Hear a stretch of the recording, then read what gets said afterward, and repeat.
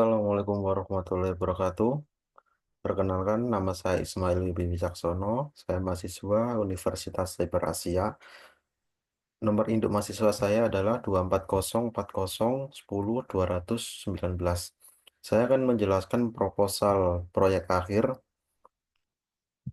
yang berjudul Sistem Pendukung Keputusan dalam Rekomendasi Penentuan Prioritas Program Pembangunan Jangka Menengah dengan metode linear regression di Pemerintahan Kabupaten Sidoarjo. Latar belakang yang saya buat adalah pembangunan daerah merupakan aspek utama dalam mewujudkan kesejahteraan masyarakat dan meningkatkan kualitas hidup. Pemerintah daerah Kabupaten Sidoarjo memiliki komitmen melakukan pembangunan yang berkelanjutan, meliputi perencanaan, pelaksanaan, monitoring, dan evaluasi serta perbaikan berkelanjutan.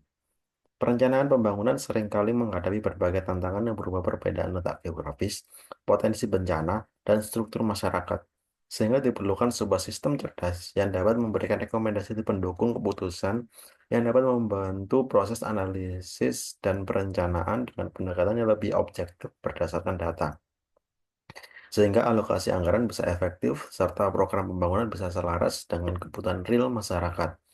Selain itu, penggunaan teknologi dalam mendukung pengambilan keputusan di sektor pemerintahan semakin diperlukan seiring dengan era digitalisasi dan konsep smart governance. Dalam penelitian ini menggunakan metode linear regression sebagai pendekatan analitik untuk menganalisis hubungan antara berbagai variabel pembangunan, seperti kondisi infrastruktur, layanan kesehatan, layanan pendidikan, kesejahteraan masyarakat, dan kelestarian lingkungan. Dengan pendekatan ini, diharapkan sistem dapat memberikan rekomendasi berbasis data untuk menentukan program yang memiliki dampak signifikan terhadap pembangunan daerah.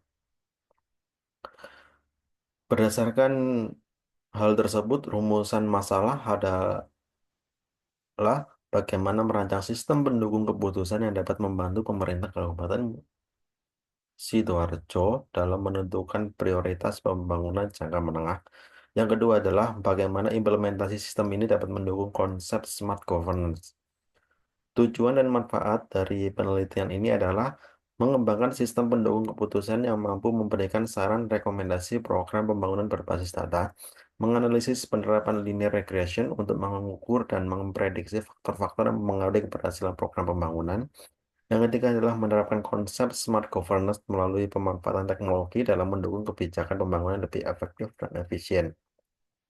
Adapun paman, adapun manfaat dari penelitian ini diharapkan sebagai berikut: menambah wawasan pemahaman mengenai penerapan metode linear regression dalam analisis kebijakan publik, membantu pemerintah Kabupaten Sidoarjo dalam menyusun program pembangunan yang lebih terstruktur, efisien, dan berbasis data, mendukung transformasi digital dalam sistem pemerintahan untuk mewujudkan smart governance dalam pengambilan kebijakan pembangunan daerah. Linear regresi sederhananya adalah merupakan metode yang digunakan untuk menguji derajat hubungan antara variabel kausal X dan variabel pengaruh Y. Variabel kausal biasanya disebut X atau prediktor, sedangkan variabel independen dinyatakan dengan Y ya, atau respons.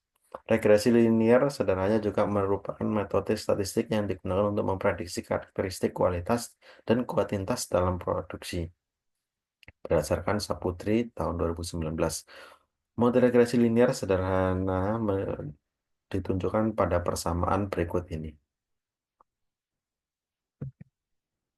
Untuk rancangan database-nya, saya sudah merancang database yaitu seperti ini, rancangan desain, kemudian rancangan aplikasi, yaitu sistem ini sebenarnya merupakan sistem penghimpun data dari pemerintahan desa yang melaporkan berbagai indikator kinerja mereka.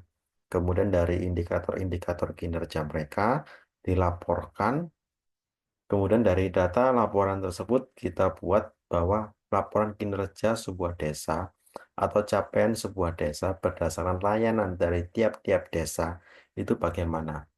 Kemudian kita buat analisis linear regression-nya, kemudian memunculkan hasil analisis bahwa desa A kurang atau desa A perlu dibuat program prioritas B untuk menangani permasalahan di desa tersebut untuk meningkatkan kinerja di desa tersebut. Seperti itu.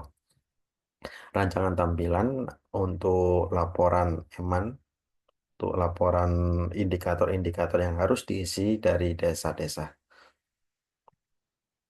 Jadwal penyusunan tugas akhir, yaitu yang pertama melakukan observasi dan pengumpulan data, yang mana saya memerlukan 6 bulan karena RPJMD adalah rancangan pembangunan jangka menengah daerah, yang mana jangka waktu yang dibutuhkan adalah 6 bulan semenjak kepala daerah itu dilantik.